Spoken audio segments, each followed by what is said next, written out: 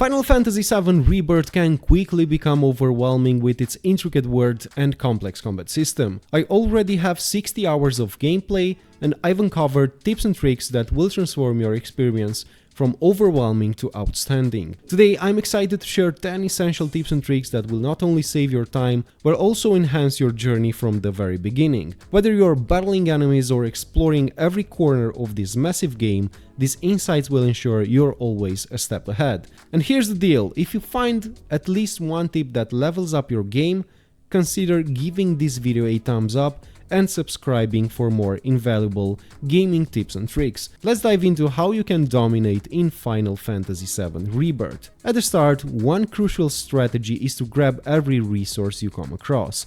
You'll bump into a lot of them on your travels and they are pretty easy to spot from a distance. Just hit the triangle button when you're near and voila, they are in your inventory. But here's a neat trick. When you're on your chocobo, you can scoop up all these resources in one go, unlike on foot where you pick them up one at a time. The awesome part, you can even grab these materials at full sprint while riding your chocobo, just be sure to time your button press right. Now you might think, I see materials everywhere, but trust me, the range of resources out there is huge and some are very difficult to find. These resources are key for leveling up your skills in the item transmuter section, especially for crafting. Initially, crafting might not seem like a big deal since your options are limited, but as you level up and get better at crafting, you'll start making gear that's either not in the shop or is super pricey there. Plus, you'll unlock special potions with unique effects or cures that can be lifesavers in battles. One last piece of advice on materials: don't hoard them. The inventory maxes out at 99 per item, and it's easy to hit that cap without realizing. That would mean missing out on collecting more, which is definitely not what you want. So keep crafting and make the most out of what you find. As you move past the first couple of hours of play and story, you'll find yourself at the Chocobo Ranch. This is where Chadley steps in to show you how to activate the Intel Towers. Once you activate the tower, a bunch of new spots pop up on your map, ready to explore. You might stumble into fights, get to analyze some cool crystals, or dig up hidden treasures, among other things. Getting to each tower usually means you've got to beat some enemies first, but they are rather easy to deal with. You might need to keep your eyes peeled on the ground or even climb a bit to find the activation panel of the towers. And here's a hot tip. Always smash the crates you find on those towers. They will usually give you some Moodle medals and other times potions or other crafting materials. By breaking these crates and gathering materials as you go, you're setting yourself up with all the essentials for your craftsmanship ability, which will become more and more important. Besides the towers, make sure you keep an eye out for life springs, which you can spot on the map by their special symbol, which you can see in the video. Just like with the towers, there are plenty of materials near these life springs, so it fits right in with the tips we talked about earlier. But there's more. Some of these life springs will also unveil you excavation sites, which are very important. Every time you clear out one of these sites, you'll get new recipes for crafting, and that usually means getting your hands on some pretty neat items. So I'd say it's a good move to check these out too. Once you reach an excavation site, you'll just have to use your Chocobo's sniffing talent and spot the treasures.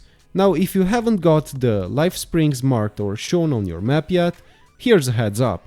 If you see a red phoenix seeming like it's trying to show you something, it's probably leading you to one of these life springs. But it's not just the adorable phoenix that's going to be reaching out to us throughout the game. We've also got this charming little Chocobo who every so often will nudge us towards something, and these are Chocobo stops. You are going to want to unlock this. For each stop you discover, you earn a medal which you can trade in for some stylish gear for your Chocobo back at the ranch. And there's more. Unlocking these stops also means you're unlocking new fast travel points. This is going to be incredibly useful over time, making your journey across the game worlds both faster and more efficient. Boosting your stash of resources, consumables and various medals involves a bit of treasure hunting as well. Keep an eye out for crate symbols on your map.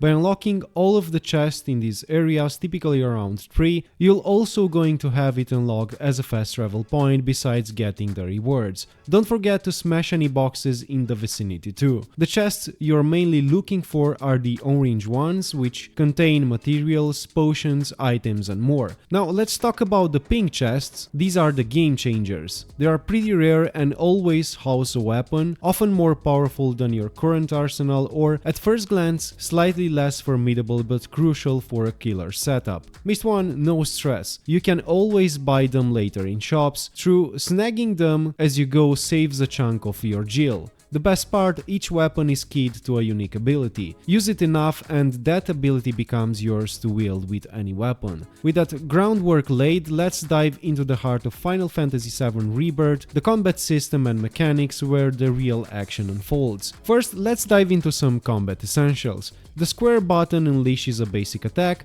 but if you hold it down, it transforms into a slashing combo. For Cloud, the triangle button changes his battle stance, adding a strategic layer to fights. Use the circle button to dodge attacks, keeping you agile, while the R1 button is your go-to for reducing incoming damage, though it won't block it entirely, but if done at the right moment, you'll perform a parry which will add to your strategic advantage. Hitting the X button brings up a comprehensive menu, laying out options like items, skills, abilities and more. Notably, the combat menu allows for shortcuts, enabling quick access to abilities, potions or materia skills. Customizing these shortcuts to suit your playstyle is crucial, especially as battles ramp up in intensity and demand swift, decisive action. A key strategy is to actively use your abilities, particularly materia skills, from the get-go. The more you use them, the quicker they will level up. Starting with 1-star materia, utilizing the assigned skills not only enhances their potency, but also boosts the stats they provide. Now onto a neat trick with Claude's stance switching.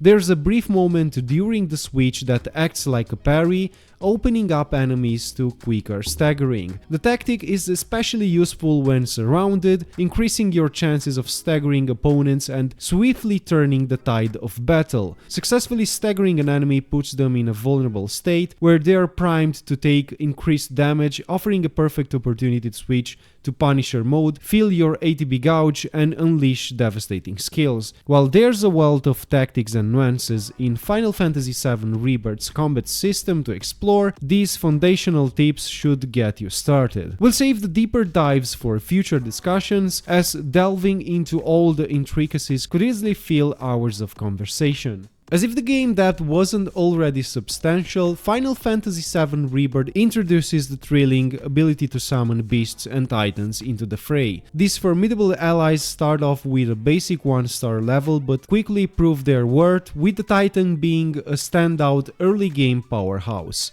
To unlock the titan for summoning, you'll need to best him in combat within the simulator, accessible through Chadley. However, these special summons don't make things easy, they are incredibly strong. To level the playing field, you'll need to embark on a quest to find and complete divine intels scattered across the map. Those are crystals that once you break, they'll guide you to the location of the divine intels. It's a rather easy to solve puzzle, you just need to make sure you remember the approximate location to press the button, and that's pretty much it. Each intel you solve weakens the titan, making your showdown with him more accessible and ultimately allowing you to add him to your summons. For those aiming to maximize the titan's potential, completing all the divine intels in the region is a must, enhancing his stats to their peak. Once summoned in battles, the Titan contributes with basic attacks and through the use of your ATB can unleash his special abilities. And in a grand final, as his summoned duration ends, he'll perform a powerful move, leaving a mark on the battlefield. These summons have turned the tide in many battles, at least for me, providing crucial support when it mattered the most. So make sure to secure them, as they can be game changers in your journey.